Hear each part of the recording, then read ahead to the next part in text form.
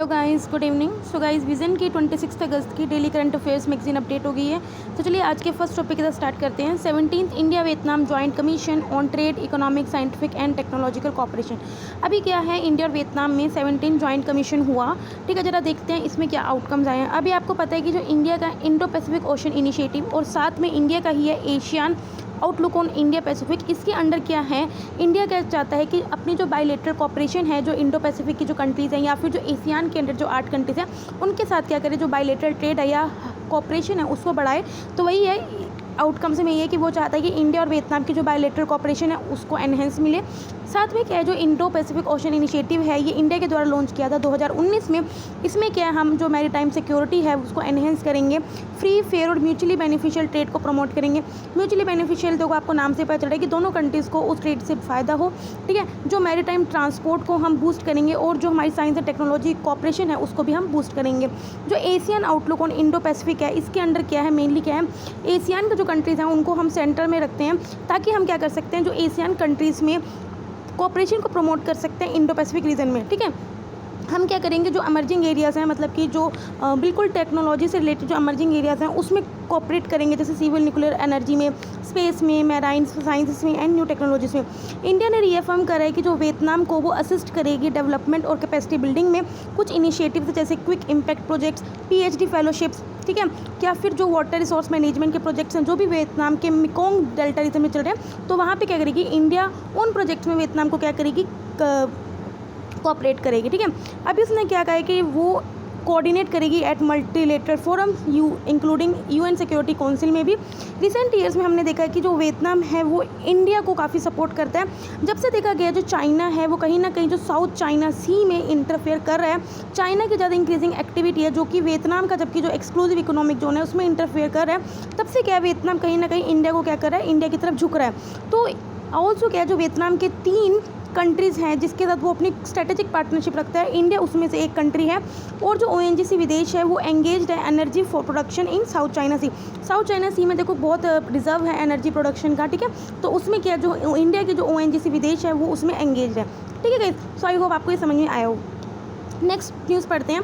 Farmer producer organisation seek minimum alternative tax exemption to realise full benefit. देखो guys, क्या हुआ था, जब ये आए फार्मर प्रोड्यूसर ऑर्गेनाइजेशन तो उन्हें सरकार ने क्या बोला, 5 साल को उन्हें टैक्स हॉलीडे प्रोवाइड किया।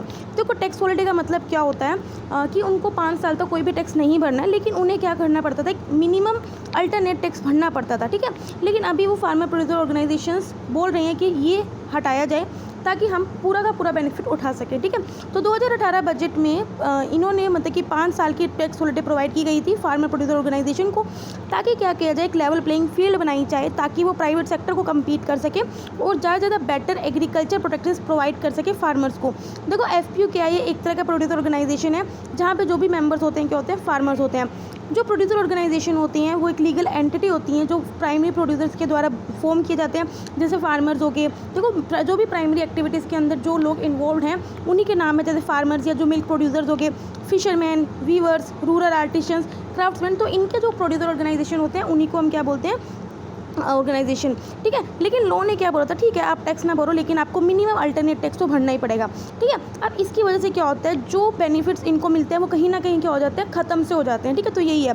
अब देखो मिनिमम अल्टरनेट टैक्स क्या होता है, एक तरह का डायरेक्ट टैक्स होता है। स्पेशली ये उन कंट्रीज़ को कंट्रीज़ कह रही हूँ, वो कंपनीज देती हैं जो ये बोलती हैं कि अरे नहीं, हम तो मतलब कि हमारा तो एक्सपेंडिचर भी मतलब कि इतना हो गया है, तो क्या है कि वो ज़ीरो टैक्स शो करते हैं कि हमारे को फ़ायदा नहीं हुआ, तो वो टैक्स नहीं भरती।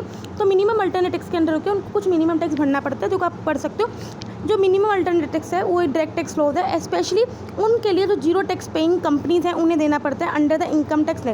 वो क्या करती हैं, इसका ऑब्जेक्टिव यही है कि हम कुछ मिनिमम टैक्स इनसे कलेक्ट कर सकें, इन कंपनीज़ का जो क्लेम करती हैं कि इनकम टैक्स एक्ट के अंदर क्या है, हमें कुछ प्रोविजंस से क्या है, हम इनकम टैक्स भरने से एग्जेम्प्टेड है। तो इसलिए क्या करती हैं, वो टैक्स नहीं भरती। तो हम क्या चाह रहे हैं कि उन कंपनी से कुछ मिनिमम टैक्स भरा जाए and generate some revenues for the government. अब बेनिफिट्स क्या हैं फार्मर प्रोड्यूसर ऑर्गेनाइजेशन के, एक तो ये प्रोड्यूसर्स को बेटर इनकम प्रोवाइड करती है, साथ में क्या करती है, लाइसेंस का मतलब होता है कॉपरेट, गवर्नमेंट के साथ कॉपरेट करके क्या करती है, कुछ जो वेरियस प्रोग्राम्स हैं उनको क्या कर सकती है, उनकी परमिशन ले सकती है, बेटर बार्गेनिंग पावर होती है, बेटर असेस होता है गवर्नमेंट सर्विसेज का। रिसेंटली गवर्नमेंट ने कोई सेंट्रल सेक्टर स्कीम भी अप्रूव करी है जिसका नाम है formation and promotion of farmer produce organisation, इसके अंदर क्या करेगी वो 10,000 न्यू FPOs क्या करेगी फॉर्म करेगी और प्रमोट करेगी। ठीक है, आगे न्यूज़ पे पढ़ते हैं। Government plans to bring social security schemes under one umbrella. ठीक है, गवर्नमेंट क्या सोच रही है, जो सोशल सिक्योरिटी की स्कीम्स हैं, हाफ अ डजन मतलब कि 6-7 स्कीम्स हैं, उन्हें क्या करेगी एक सिंगल स्कीम के अंडर ले आएगी। जैसे ओल्ड एज पेंशन की स्कीम अलग है, इंश्योरेंस की स्कीम अलग है, तो उन्हें एक क्या करेगी, जो कोड ऑन सोशल सिक्योरिटी 2019 में आया था, इसी के अंडर लेके आएगी।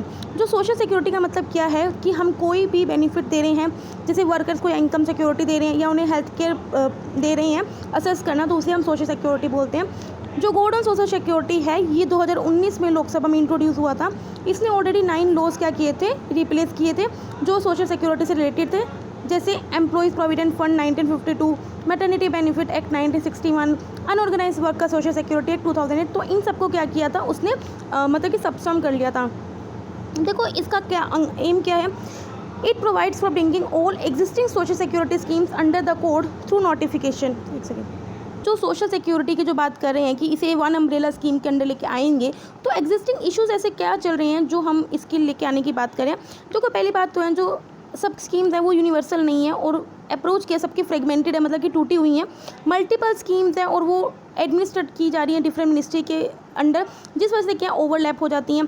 कुछ एजेंसीज, मिनिस्ट्रीज, एडमिनिस्ट्रेटिव अथॉरिटीज़, उनको क्या हाई कंप्लेंस कॉस्ट भरनी पड़ती है। मतलब कि तो को कंप्लेंस कॉस्ट क्या होता है, कंपनीज़ को क्या करना पड़ता है, गवर्नमेंट के रूल्स एंड रेगुलेशंस के साथ चलते चलते क्या होता है, उनको कुछ एक्सपेंडिचर करना पड़ता है, लाइक मतलब कि कागजात वगैरह पे, तो वो कंप्लाइंस कॉस्ट होती है, तो वो ज़्यादा पड़ जाती है उन्हें। पुअर एडमिनिस्ट्रेटिव स्ट्रक्चर की वजह से या लैक ऑफ कैपेसिटी की वजह से भी, या डिलीवरी लैक ऑफ कैपेसिटी या इन्फोर्समेंट की कमी है, इस वजह से क्या कर रहे हैं हम एक ऐसी स्कीम लेके आने की बात कर रहे हैं कि जिसमें क्या है कि एक स्कीम के अंदर, एक कोड के अंदर क्या सारी सोशल सिक्योरिटी स्कीम्स को दिया जाए। अब इससे क्या बेनिफिट्स होगा, इससे देखो बेनिफिट तो यही है कि जो बॉटम ऑफ द पॉपुलेशन है, मतलब कि जो हमारा बैकवर्ड सेक्शन है, इवन कवर वो 20% कवर होगा। साथ में क्या होगा, इफेक्टिवली इम्प्लीमेंटेशन होगा और डुप्लीकेशन को अवॉइड किया जाएगा। कॉम्प्लायंस कॉस्ट को रिडक्शन मिलेगी, जो भी कंपनीज़ को मतलब कि खर्चनी पड़ती है, और ईज़ ऑफ डूइंग बिजनेस भी हमारा बढ़ेगा। ठीक है, सो गाइस आई होप आपको ये समझ में आया हो। आगे बढ़ते हैं।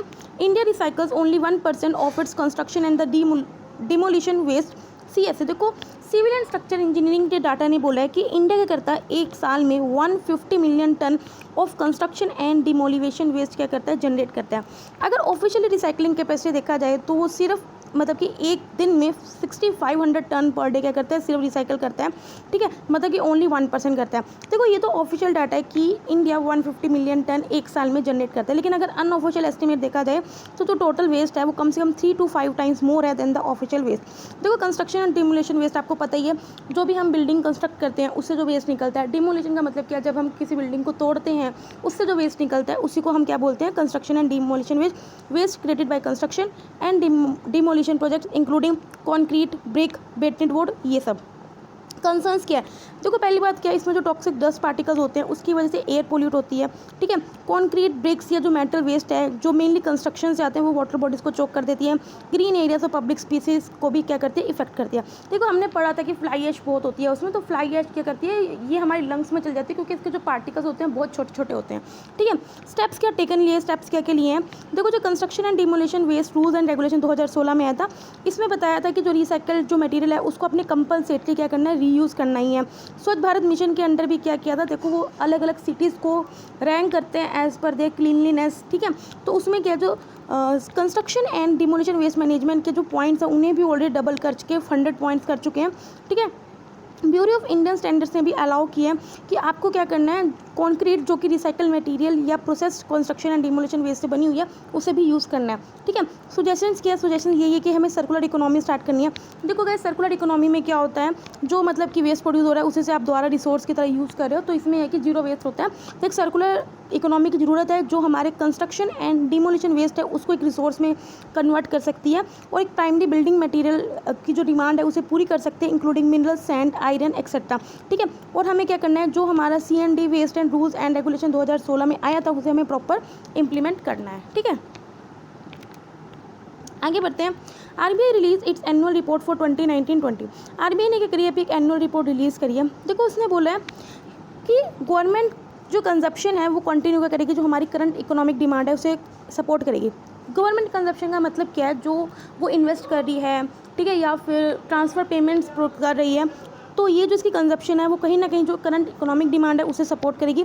साथ में जो प्राइवेट कंजप्शन मतलब कि जो प्राइवेट प्लेयर्स हैं वो इन्वेस्ट कर रहे हैं हमारी इंडिया में, वो कहीं ना कहीं करेगा जो कोविड की वजह से हमारी कंट्री की इकोनॉमी पे इफेक्ट पड़ा है उसे रिकवर करेगा। आरबीआई ने एक्सपेक्ट किया जो जीडीपी ग्रोथ है इस साल तो क्या है नेगेटिव ही रहेगी। तो कहीं नेगेटिव का मतलब ये नहीं है कि वो नेगेटिव में चली जाएगी, नहीं।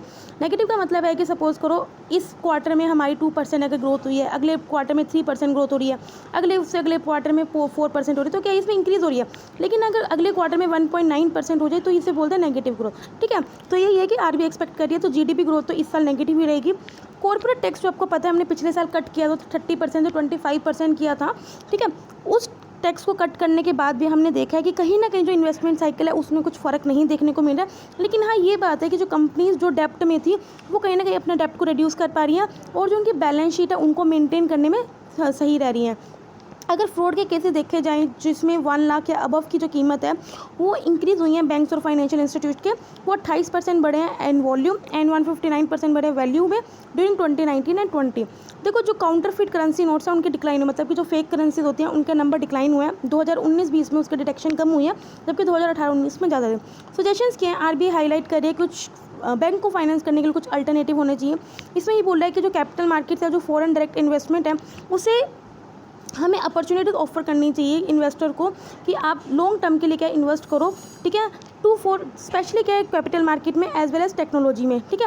हमें क्या करना है जो कॉर्पोरेट बॉन्ड मार्केट है उन्हें प्रमोट करना है to enhance market based solution to problem, ताकि जो हमारे स्ट्रेस्ड एसेट्स हैं उन्हें हम प्रमोट कर सकें and appropriate pricing and collection of user charges to receive priority in policy attention, ठीक है। सो गाइस आप यहाँ देख सकते हो आरबीआई ने क्या क्या प्रपोज किया है, ठीक है। जैसे हम मेनली जो स्टील कोल पावर या फिर लैंड रेलवे में क्या करेंगे मोनेटाइज करेंगे, ठीक है। मेजर पोर्ट्स को वो प्राइवेटाइज करेगी, जीएसटी काउंसिल की तरह ही एक अथॉरिटीज़ को सेटअप करेगी जो भी स्ट्रक्चर रिफॉर्म्स को देखेगी लैंड लेबर और पावर में।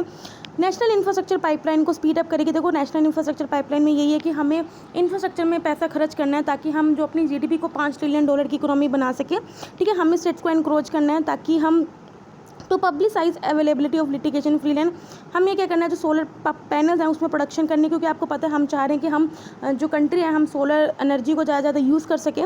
हम क्या करना है connect disperse transmission links with remote area. हमें रेलवेज़ में एफडीआई को इनकरेज करना है। हमें इस तरह से पॉलिसी बनानी है ताकि हम जो स्ट्रेटेजिक रॉ मटेरियल का एक रिजर्व बना सकें। आपको पता है इंडिया क्या है, चाहे जितनी मर्जी अच्छी हो प्रोडक्शन में लेकिन उसके बाद रॉ मटेरियल्स की हमेशा कमी रहती है, वो दूसरी कंट्रीज़ पर डिपेंडेंट रहती है। तो हमें क्या करना है रॉ मटेरियल्स में क्या करना है अपनी रिजर्व बनाने, तो इसी की कुछ पॉलिसी हमें फॉर्म करनी है, ठीक है गाइस। अब छोटी छोटी न्यूज़ पे पढ़ते हैं। Ministry of corporate affairs has notified amendments in corporate social responsibility rules. अभी क्या है मिनिस्ट्री ऑफ कॉर्पोरेट अफेयर्स ने कॉर्पोरेट सोशल रिस्पॉन्सिबिलिटी रूल्स में कुछ अमेंडमेंट किया है। तो गाइस कॉर्पोरेट सोशल रिस्पॉन्सिबिलिटी क्या होता है देखो पहले हम पढ़ लेते हैं। जब कंपनीज एक्ट 2013 के अंडर क्या है कि जो जिन कंपनीज़ की इनकम एक सेकेंड यहाँ पढ़ते हैं। कंपनीज एक्ट 2000 के अंडर क्या है, जिन कंपनीज की जो नेटवर्थ है 500 करोड़ है या उससे ज़्यादा है, या टर्नओवर उनका 1000 करोड़ है या उससे ज़्यादा है, या नेट प्रॉफिट उनका 5 करोड़ या उससे ज़्यादा है, उन्हें क्या करना पड़ता है मैंडेट मतलब कि कंपल्सरी देना पड़ता है 3 साल में एक बार 2% अपना नेट प्रॉफिट है उसको स्पेंड करना होता है, ठीक है। अब वो कॉर्पोरेट सोशल रिस्पॉन्सिबिलिटी जो उसके तहत वो पैसे देते हैं वो हम क्या करते हैं गवर्नमेंट क्या करती है उन्हें सोशल एक्टिविटीज़ में खर्च करती है, जैसे हेल्थ पे कर दिया, एजुकेशन पे कर दिया, ठीक है। इन सेक्टर्स में क्या करती है खर्च करती है। तो अभी क्या किया जो गवर्नमेंट ने बोला है मतलब कि मिनिस्ट्री ऑफ कॉर्पोरेट अफेयर्स ने बोला है कंपनीज़ को कि एक काम करो आप जो एक कॉर्पोरेट सोशल रिस्पॉन्सिबिलिटी जो हमें फंड देते हो उसको आप अपनी रिसर्च एंड डेवलपमेंट एक्टिविटीज़ में यूज़ करो, न्यू वैक्सीन से रिलेटेड, ड्रग्स से रिलेटेड या मेडिकल डिवाइसेस में कितने 3 फाइनेंशियल ईयर्स में, ठीक है। इससे क्या आएगा जो हमारा इंडिया का एफर्ट है वो बूस्ट होएगा, इंक्रीज़ होएगा ताकि हम कोविड के अगेंस्ट इफेक्टिवली मेडिसिन बना सकें और वैक्सीन क्रिएट कर सकें, ठीक है। आगे बढ़ते हैं। Only registered entities from China Pakistan allowed to bid.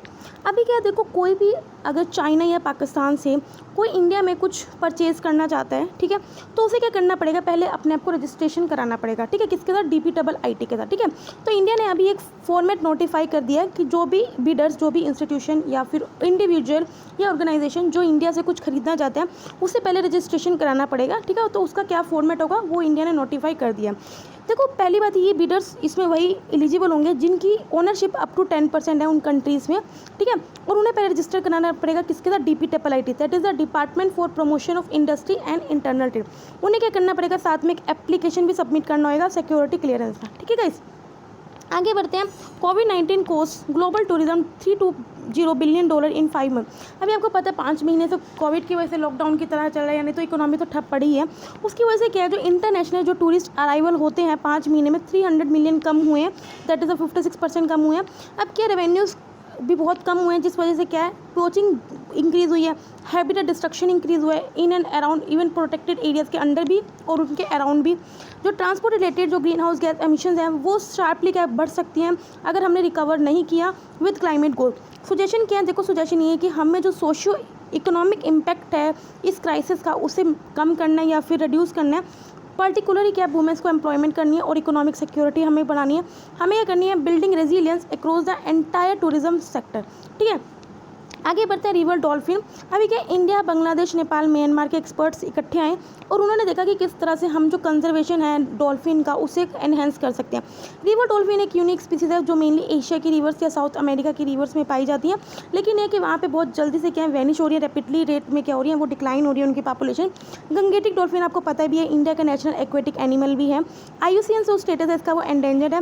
Recently क्या प्राइम मिनिस्टर ने अनाउंस किया प्रोजेक्ट डॉल्फिन, जो एक तरह का कैटलिस्ट की तरह एक्ट करेगा अगर हमें डॉल्फिन पॉपुलेशन को बढ़ाना है। ठीक है, आप देख सकते हो कैसे प्रोजेक्ट टाइगर को चलाने के बाद हमारी टाइगर की पॉपुलेशन बढ़ रही है, उसी तरह अगर ये प्रोजेक्ट डॉल्फिन से अगर हमारी डॉल्फिन की पॉपुलेशन बढ़ेगी तो बहुत अच्छी बात है। आगे बढ़ते हैं। स्पुतनिक वी तो कोई फर्स्ट कोविड-19 वैक्सीन है जो रशिया के द्वारा क्लेम किया जा रहा है, जो रशिया ने बनाया है। रिसेंटली यूनियन गवर्नमेंट ने स्टेट किया कि इंडिया है रशिया से बात कर रहा है कि ताकि वो उस वैक्सीन को खरीद सके। WHO ने अभी तक इस वैक्सीन को अप्रूव नहीं किया, लेकिन इसे as a vaccine candidate term किया, अभी भी वैक्सीन नहीं उसको डिक्लेयर किया। वार्ली पेंटिंग क्या है, देखो वार्ली पेंटिंग मेनली महाराष्ट्र की वार्ली ट्राइब बनाती है।